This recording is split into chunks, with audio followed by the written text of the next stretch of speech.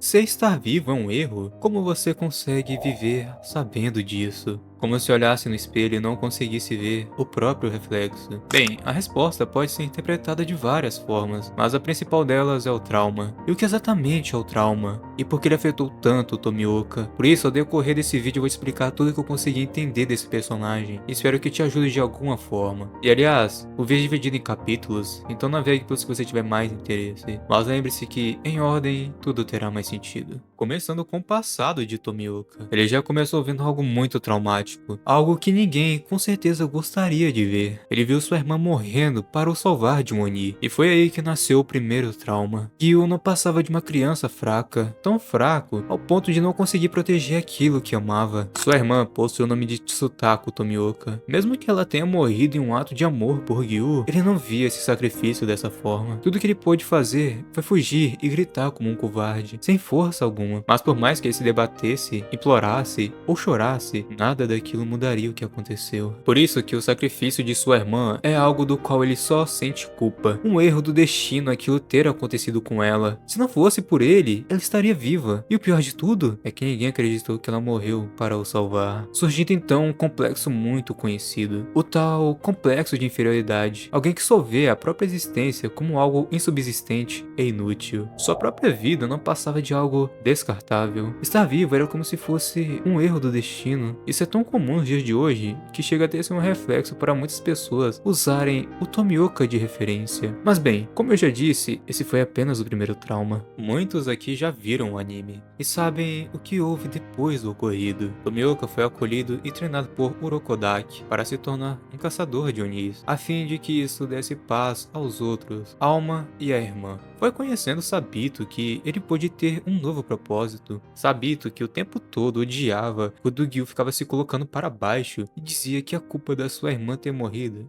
era dele. Tanto que chegou a um dia que ele não se segurou e deu um tapa na cara dele, para que ali ele fizesse uma promessa e não se esquecesse de honrar o legado daqueles que por ele já morreram. Afinal, é dever dos fortes proteger os mais fracos. Porém, por causa de um Oni muito forte da seleção final, aconteceu o segundo trauma. Gyu desmaiou por ter sido ferido, e para salvar outros caçadores que também estavam lá, Sabito foi atrás do demônio mais forte. Porém, Sabito morreu. E mais uma vez, Tomioka se viu impotente, fraco, incapaz de impedir a perda. Afinal, Sabito morreu para o proteger. Gyu não é nem um pouco forte, e isso não faz dele digno de sequer estar onde ele está hoje. Ele não pode ser um pilar, nem mesmo seu melhor amigo, ele foi capaz de salvar. Para que serviu todo aquele treinamento? Para que serviu todas aquelas memórias felizes? Só para sofrer mais?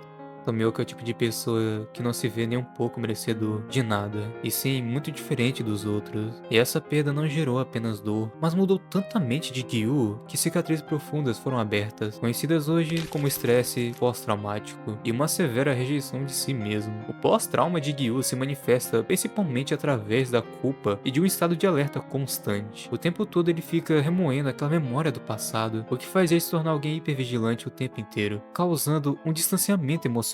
E é aí que entra a rejeição do eu. Te explicando brevemente, na psicologia esse termo é dado para pessoas que começam a se autoanular o tempo inteiro. Em outras palavras, autossabotagem, fazendo com que ele tenha uma desconexão forte com a sua identidade. Alguém que não se vê nem um pouco no mérito de estar onde está.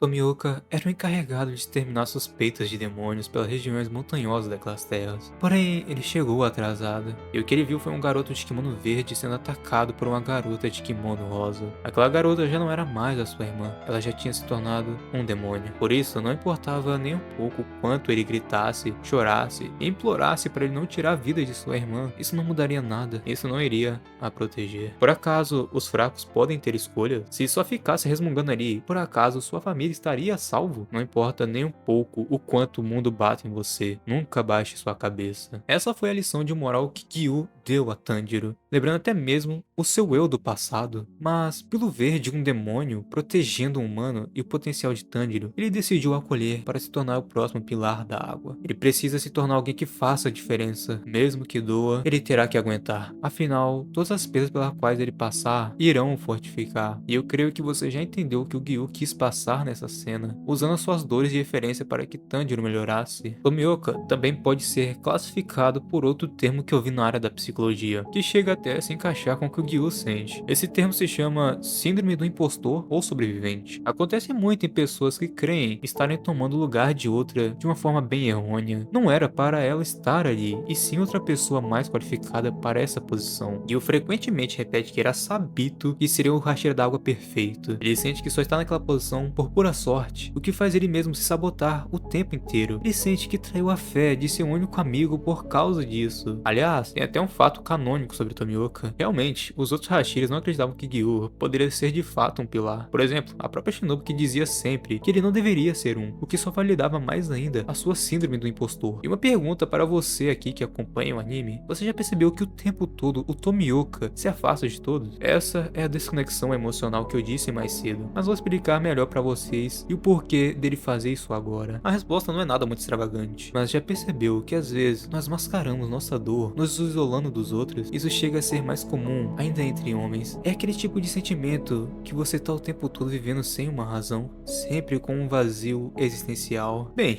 mas voltando ao assunto principal do vídeo, a dor de não merecer estar vivo, e principalmente, por que é que Tomioka se esqueceu de sua promessa? Aos poucos e detalhadamente eu fui te respondendo, certo? Mas, se você não chegou ao entendimento definitivo, eu vou te explicar agora. Em um momento de conversa entre Tanjiro e Tomioka, temos a própria resposta dele sobre isso. No treinamento de Hashiras, Tanjiro perguntou a ele por que ele evitava tanto os outros, e a resposta que ele deu foi uma reação de espanto com a mão em seu rosto. Ele se lembrou daquelas palavras: estar vivo é o que mantém os laços que ele já teve. É por isso que ele deve lutar. Até o momento, você já viu que Gyu possui três principais características. Repressão, que é o ato de guardar tudo para si. Um perfeito exemplo disso é que ele evita falar sobre o passado. Negação, agir como se nada o afetasse, mesmo estando quebrado por dentro. Ele faz aparentar aos outros que não sente dor, mas também sente, e muita. E por fim, o isolamento, emocionalmente e fisicamente isolado dos outros, para não ter que sofrer de novo. Esses mecanismos de defesa são uma forma de escapar da realidade e tragédias passadas, tanto que até por conjectura minha, creio dizer que Tomioka se encaixa perfeitamente como o usuário da respiração da água, porque assim como a água, ele é calmo, se deixando levar pela correnteza, onde quer que seja, para que assim ele não se afogue no esquecimento da sua promessa, pois é lembrado que ainda pode nadar. E se você também sente que não deveria estar aqui, talvez a sua correnteza ainda te leve a algum lugar, mesmo que você ainda não saiba para onde, porque como Tomioka, você ainda pode nadar, e como a água, mesmo quando parece apenas seguir o fluxo, possui a força para contornar as pedras mais duras e um dia chegar ao oceano. Continuar nadando, isso já é viver.